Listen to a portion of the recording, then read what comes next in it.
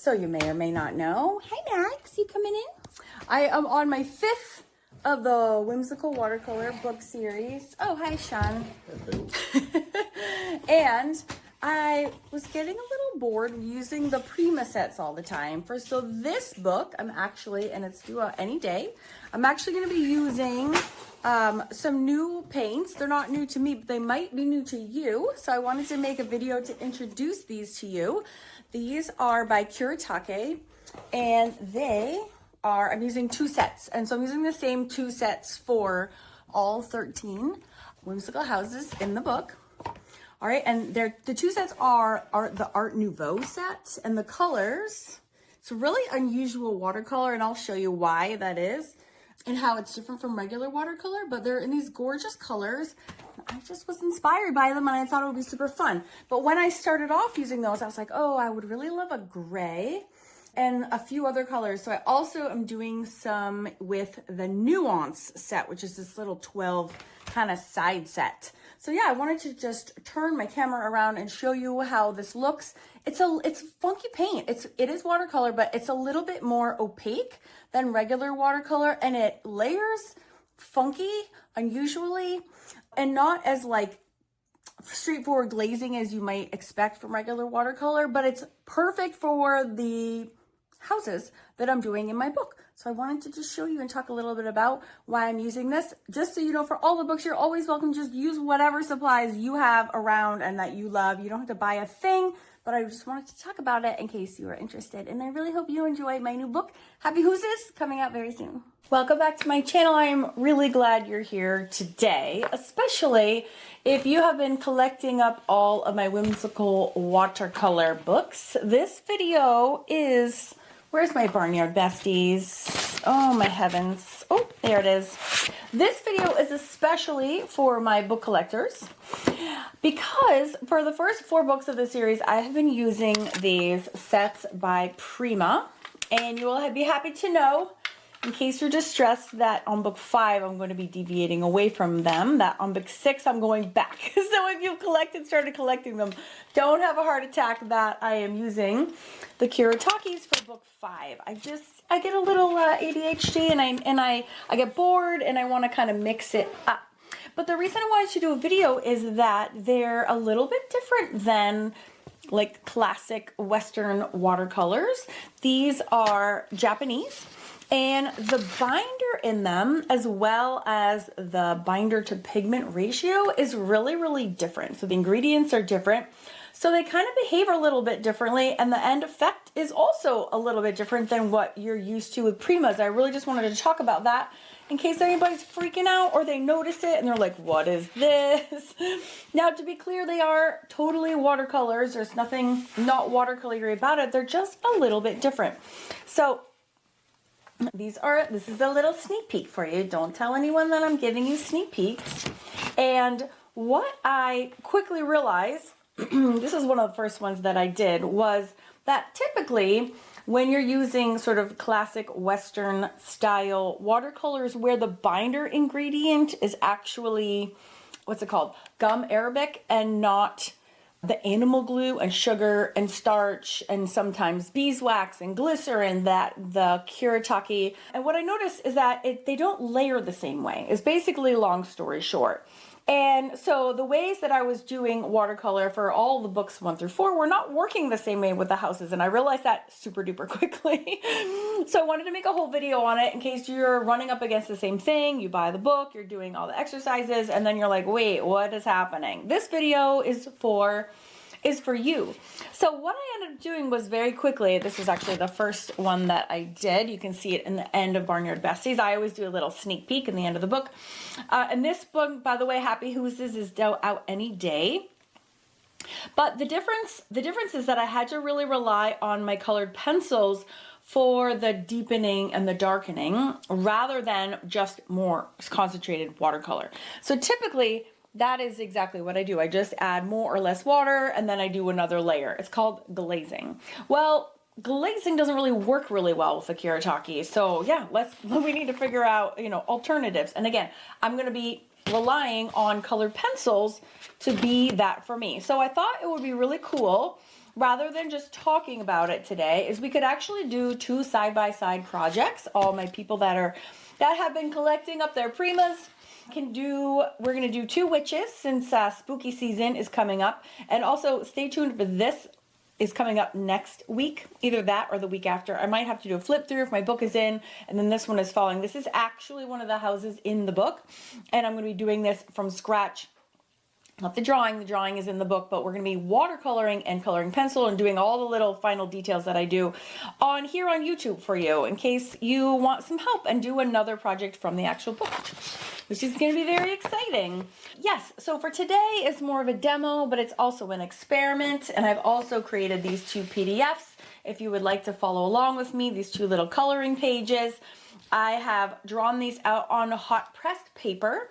I'm gonna do one in Primas, and then I'm gonna do the other one in the Kuretake, so that you can see side by side as we go kind of what the experience is, so that you are well equipped when you grab your book and you wanna play and you're not gonna have a heart attack because it's weird. The other thing that's a little bit weird about these, not weird at all, but just not stereotypical Western watercolor again, is that these are, like I said, Japanese, and they come in these lovely large, like huge pans, which is amazing because I don't use palettes anyways, but you can really have like a whole like bath here with your brush, which is just so nice because that's literally how I work.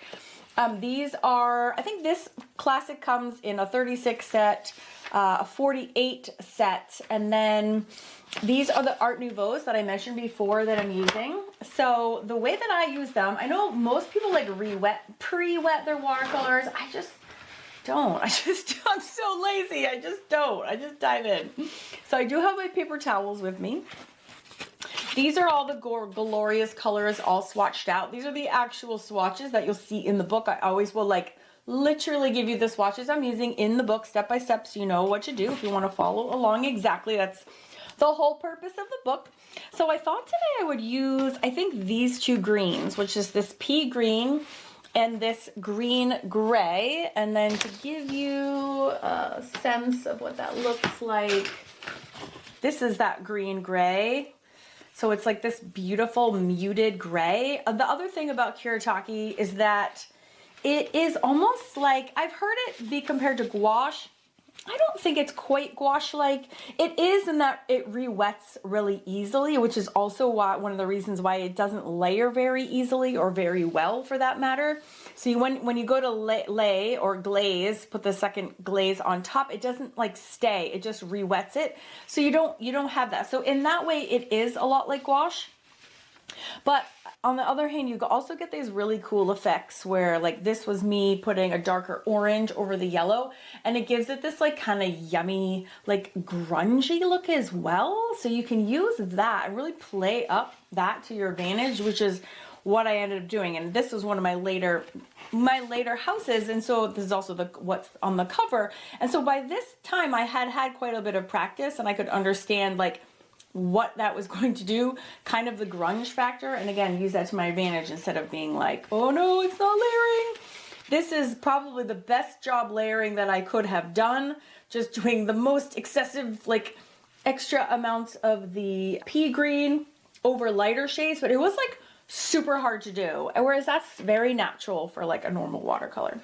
Yeah, so they also dry a bit matte or almost flat, and yet they don't, because you also, if you have a big kind of puddle of it, look how shiny that is. So that's super unusual, and you definitely wouldn't find that in your typical watercolor either. So they're kind of a weird beast. It's kind of a weird beast. So, all right, I've been chattering for 100 years, so let's just dive in. Okay, so my like colors, I was gonna do 2 in the same ones. So I think this Spanish moss is like almost identical to this pea green, and then this vine leaf is pretty much identical to this gray green. It's sort of like right in the middle of them. So I'm gonna do them one at a time, and then I can, hopefully, you can see some of what I'm talking about here. So the left one, let's do this one as our Prima baby, so I don't forget. And then this one on the right is going to be Kuratake.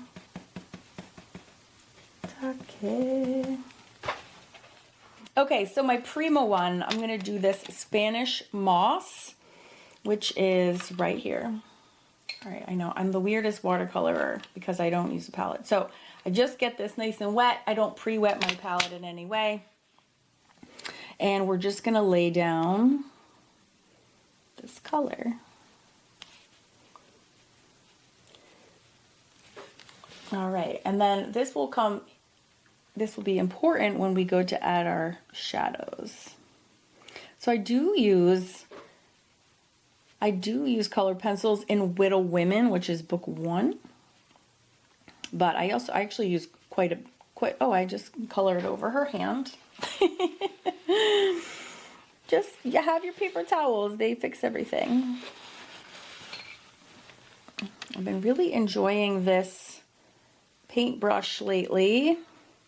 Valerie Shaughnessy, this is the paintbrush that you gave me. One of my sweet members gave this to me, and I really enjoy it.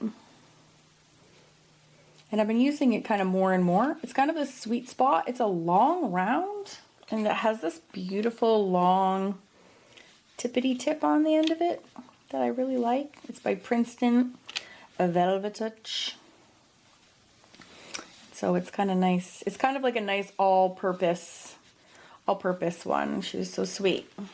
She was like, you really need to try this other one. And here, I'll just send it to you, which was very smart because I'm not sure I would have ever tried one. And now I actually went out, I don't know if you know this, Valerie, but I went out and I bought a whole bunch of different sizes of it and also a bunch of flats because I'm trying to like change up. I find everyone uses rounds all the time and I'm like, why is it that when we use acrylics, we use all sorts of different brushes, but when we do watercolor, we just all use the same round brushes. Now this one has a beautiful long tip that I also really value because I really suck at details, and so this helps people like me. Now it's a little small for this job, and I'm laughing because she bought me the 8 and she was like, I know you like to work big, so I'll buy you an 8, but it's actually so small. But I'm so appreciative because I really like it so much. All right, so this is a really good example, I think, because it's a very light green, so I'm already itching to get some darker colors down. And there's 2 ways to make shading and darker. I'm going to do everything the same color.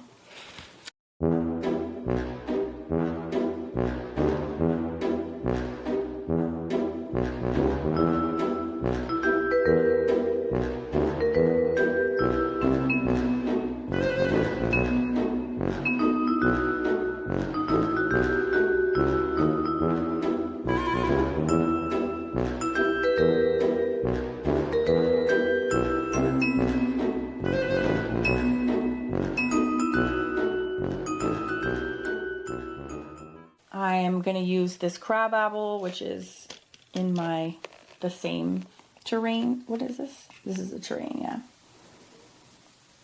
There was red. There was red on my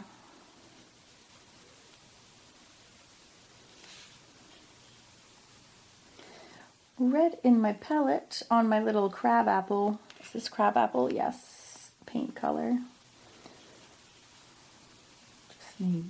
I almost was like, ooh, I could do like green skin. That would be very fun as well. And her little ears. Okay, so she just needed to get a little color going. She's very scared. Just don't touch your dark paint. Okay, so that is Prima. I'm going to set that over here on my left to dry, and then I'm going to scoot over to little Miss Grumpy Pants. And I'm going to do this similar color, pea green. And this is exactly how I use it in the book. I just do a swipe. I kind of roll my brush and get it all coated everywhere. And then, friends, then I just dive in. I know. And immediately you'll also see, like, when I watercolor over here, I'll just go this way. The lines, it actually, like, covers over them. It's just slightly opaque, just a little bit. It's a little cloudy, it's a little matte. It's just a little different. I freaking love it. But if you're not expecting it, it's a little jarring. You're like, what is this? And these feel very creamy too. The paints feel like much more thick and creamy. It's just a different experience. Yeah, I love them. I'm so happy that I kind of changed it up. Also because I have so many more in the series to come, and occasionally I need to, you know, feel kind of extra inspired, and so switching up art supplies keeps me running and filled with inspiration.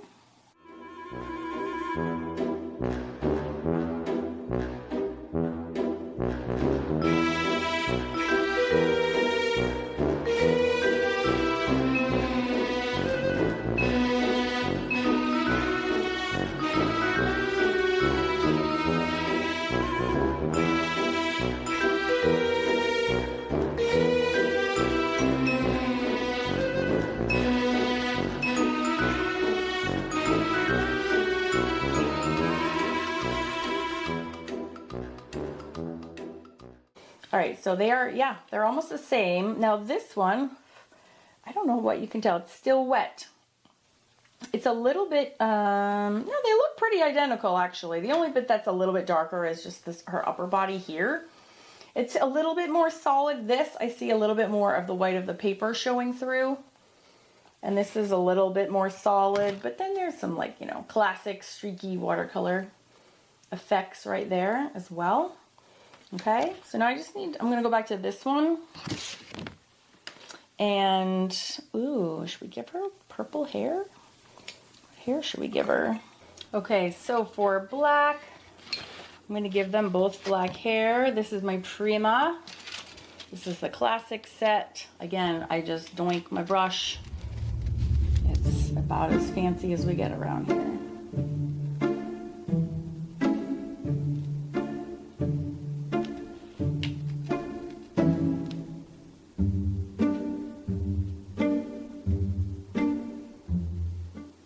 I would say the Prima and the Kuretake are both more craft grade, which is why they're both affordable.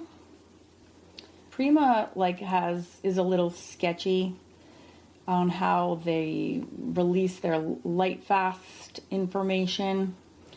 They are a US based company, but these paints are made in Italy. Do her eyebrows too.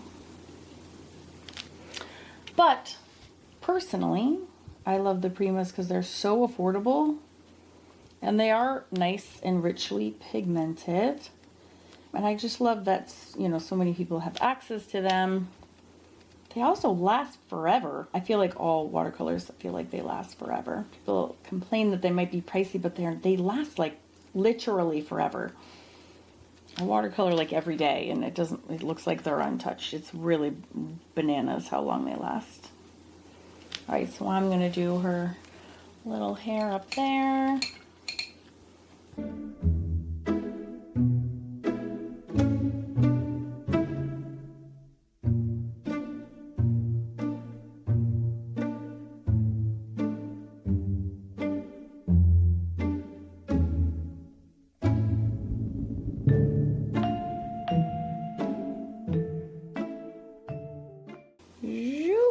All right, so this is my Prima girl, layer 1. And layer 1s are gonna look pretty similar. It's kind of layer 2 where all the action, like, the party starts. Oh, I should have done an orange. I don't like the blue hat, is kind of stupid. Now, let's see if it's too late. Can I get this off and do, oh, it's not even too late. You know, they say watercolor is not forgiving, but look at that. I just removed her blue. You can even get it wet a little bit more and lifts up. Okay, I feel better now. I need some orange. That just was not an orangey, you know, color. Oh, there we go. That's better. This is Halloween. Make no mistake. We need some orange in here, in all the sea of green. All right, so we did that. So the orange for the Kuretake is this Mars yellow.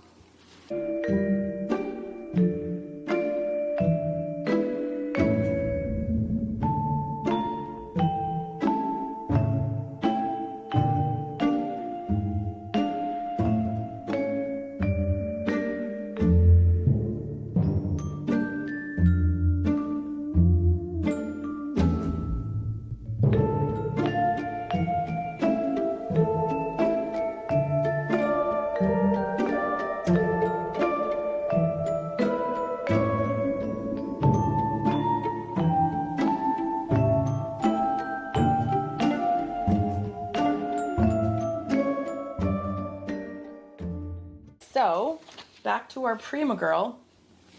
It's pretty flat, as you can tell. It's pretty boring, and that is always, it's always fun to go from this point. So all the books, we go from, I open randomly. So we just went from here to here.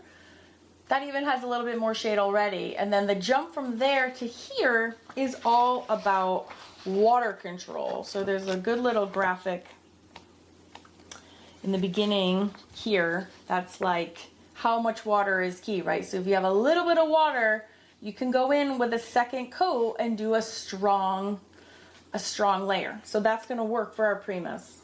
And then if you add a lot of water, you could do another coat and it would just stay the same. If you added just water, you can even make it paler. Okay, but you can layer very easily with the Primus. And we can't do that very easily with the Kuretake. So let's do it with the Primus first so we can kind of finish making the point. And I'm going to go one step further and do the darker green too. So that was the vine leaf, which is right here. So I just wanted to go slow and repeat myself in case you missed that in my captions. Basically, with traditional Western style watercolors where the binder is the Arabic gum, you can, if you want to make something look shaded, you can actually, it's as simple as adding a second layer with a more concentrated color of the same color. The Kuretake paints don't quite work the same way, so when you layer them, they react a lot more quickly, kind of like gouache, which is why I think some people make that comparison between the Kuretake and gouache a lot. So when you use the same color again in a stronger concentration, which you can do, it's tricky. You have to go in really quickly, super concentrated, kind of like get in, get out, like lay it on and then get out, which is the same way that you would use gouache. Because as soon as you start working your brush, like in any way, shape, or form, it starts to reactivate the lower levels. And because it's the same exact color, it all just looks the same. So to combat this, we always want to use a darker shade when using Kuretakes in order to get that shading and our other tools, which we'll also be doing here. All right, so we're going to do zoom just along this long line that I had drawn. We're going to make that a lovely, deeper shade. Whoop. Okay, we can also run it up from the bottom. The key with fabric is honestly, you just have a lot of lines. Always makes it a little bit more realistic. Just like you need to have some color variances. And sometimes it's kind of like, it doesn't even matter where, as long as they're kind of there somewhere, it reads as fabric. All right, so we have some on that side, and then we can have some on this side as well. Again, concentrated of the darker bits, running them just down to hopefully sell the look of fabric. Fabric is also a lot like hair. You have to kind of go from like root to tip. It's a little bit the same with fabric too. Your directionality of lines is super important. So you wouldn't like be going this way unless you have these little bends here. Okay. You have to like follow something. So here I'm following this, and we can follow this.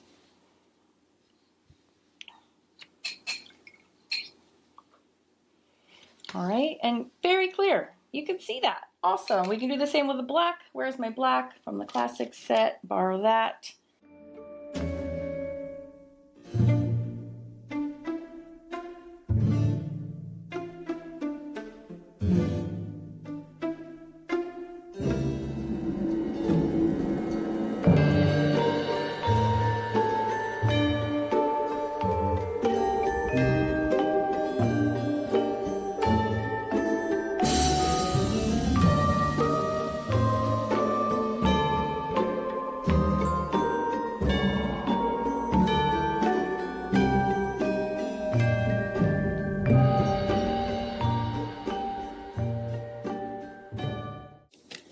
Ooh, or we could do a purple ground. I mean, purple is also so Halloween-y. Ooh. Red carpet. Look at it, I just slobbered all over her cape. So sorry. Now she's horrified. Give her a sloppy ground. Okay, we got our ground. All right, now is, you know, the big kind of point of all of this. All right, so I'm gonna use the darker Kuretake, green gray. Let's see.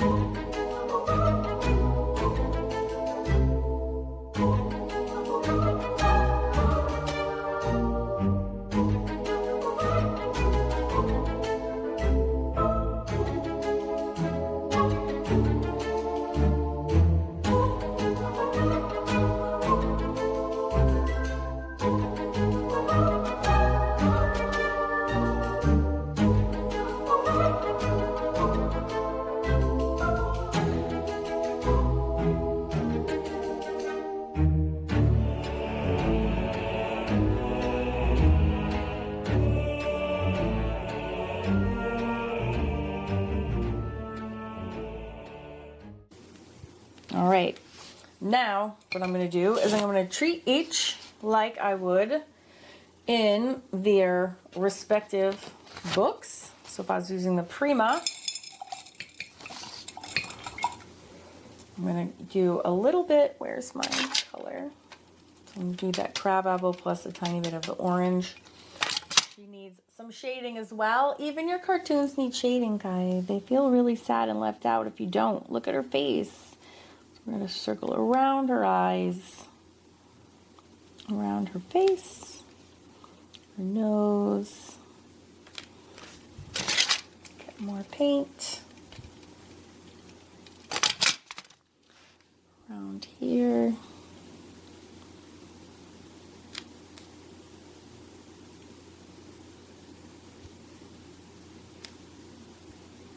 Is there anything cuter than like a red nose? No, there's really not.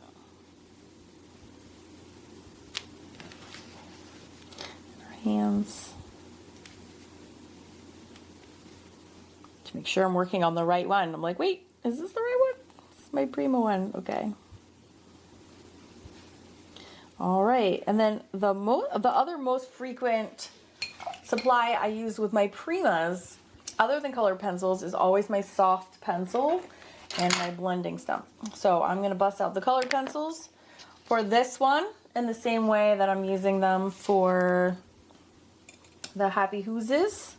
She needs some love on her hat a little bit. It's a little boring up there, just all plain. Still a little dirt love there. All right, and we will finish these up with some dirty blending stumps and some colored pencils in the same way we do for the books. I just got to dry these all up. Okay, so for my Kuratake witch, if I'm keeping it using the same system as the book, I'm going to look for a darker, like skin tone. Now, colored pencils work so nicely on hot pressed over all of this. It's so nice. So I'm gonna make her a little dark and gloomy in here. Oh, and also, I'm gonna get her a darker color also. This is the mean one, so we have to make her look a little bit more mean. Oh, and my pencil sharpener is upstairs, so this is gonna be dicey. So I'm gonna go around her eyes. I tend to use indigo blue a lot, almost like as an opposed to black. I don't know where I got in the habit of this. I picked up on somebody's workshop that I was at, and I can't remember who. It might have been, I can't remember. But yeah, it's just a good like shadow color. But a lot of times, you know, blue is quite frequently a good shadow color. So you can either do blues or you can do like darker skin tones, basically. Just doing a little swirly pattern. She looks a little bit like a raccoon, like a robber. So I'm trying to make it go around her face more. Hilarious. She's a little bit flat-chested, but I feel like she might be a little also juvenile. I'm going to just do a little shading here and here. And under her chin. I always say, like, cartoons can be shaded too. They feel left out when you don't give them the credit they deserve. So then to do, if there's any areas we want to make even more shaded or accentuated, you can just do that all with the colored pencil. So like here, I think this was just a little bit not enough. So just choose the colored pencils that match your paint colors. It's really as simple as that. And then this also helps you fill in any mistakes. Or we can deepen in any area. So like these areas right along the bottom rim. So we just go along there and make that a little bit more. Right? Does that make sense? So now we have like the super light, and then we have dark, and then we have the darkest with the colored pencil. So where else can we add a little drama? Let's see. Right along the inside of her lapel, her sloppy lapel that I butchered. You can do that. You can add a little darker line there with my pencil. Ooh, that looks good. What else? You can kind of add these little folds. You can always like fine tune your sloppy watercoloring. That's pretty much my main game with this. With these is always like, oh, what was I doing there? And it's so cool how well the colored pencils work with the watercolors, because a lot of times you can't see kind of where one starts and the other one ends. So highly recommend. You can also use them for texture, especially for clothing. I'm just futzing. I don't really need to be in here at all. It's actually fine the way that it is, but it is really, really fun just to like make certain areas that are a lot more exaggerated than others. You can even do it in the ground. Right, so like under her feet. I actually like to accentuate that area. Just gives them a little weight, a little extra weight. All right, and then we'll do highlights last, of course. All right, same thing for her. Now for Little Women, I used colored pencils, and I also used the blending stump and the soft pencil. So I will show you both here now. So just in the same way I just used colored pencil. Oh, the poor thing is missing like an inner ear situation. I'll just do it in pencil. Should give her something. So, and you can also use both, which is what I did in the Widow Women book. So just to make sure you know all of the possibilities. So if you're scared a lot of times to do things with watercolor, that's where it's so nice to have the colored pencil option because it's just a lot less scary. You can go a lot slower and take your time and add things in. Now you can't really like erase if you make a mistake, but you can go back over with lighter colors and try to like blend and marry them together, which I screw up all the time, so I definitely do that a lot, but it totally works. Little nose red. Some shading in her little hands. Okay. And then now if I want to do shading, what I would normally do is actually, instead of using the colored pencil for this part, I would use a soft pencil. And I would just scurry down a little pencil.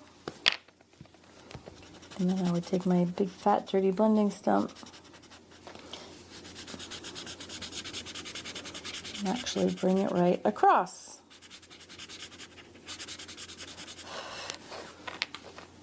And actually, it looks so good, I'm gonna do more of that. You can come over here. Especially like back in here will be very dark. Back in here. And this you can erase if you get too dark. So I love this approach as well. So also I use this for a lot of the animals because they're dirty, right? They're like dingy. So it's the kind of the perfect excuse. They should totally be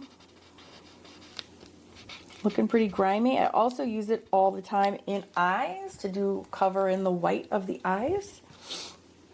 And it's also nice because look how soft and blended that is, but look at like how chunky monkey her face looks stupid because it's such, it has, even on the hot press paper, which is super smooth, it still has, oh, a texture. But like I just totally overdid it right there. But I could just take an eraser and erase it off. So that is another huge advantage to that as well. So most of my shading, all the animal shadings are all done so far with pretty much just the graphite. Now I've already done the first one for book 6, which is a ladybug, and I do use colored pencils on it because I was so in the mode of using colored pencils for all of the whooses, just so you know. So one technique from one tends to bleed into another. So I can use the same thing here, just running down those same areas. Oh, geez, I am the worst camera person today. I'm so sorry. I just did a little line down here, so now I'm just running my stump over it. Same thing here. There's a line here. Just following the same original lines of the drawing. It's just such an easy way to add shading. She totally would have some under here. So lay down some graphite and squish our little hearts out.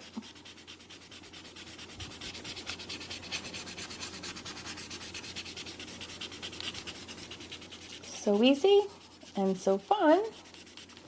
And then last but not least, what I do for all the books, the last step is always our white highlights. I'm obsessed. This little lady's eyes definitely need some help. I always err on the side of way too many highlights versus not enough. This is my go-to. It's a Copic white. It has like this nail polish applicator. You just have to worry about the big old globs that are going to want to try and get you. And then you can put this anywhere you want. Ooh, we can even put it on our bat wings.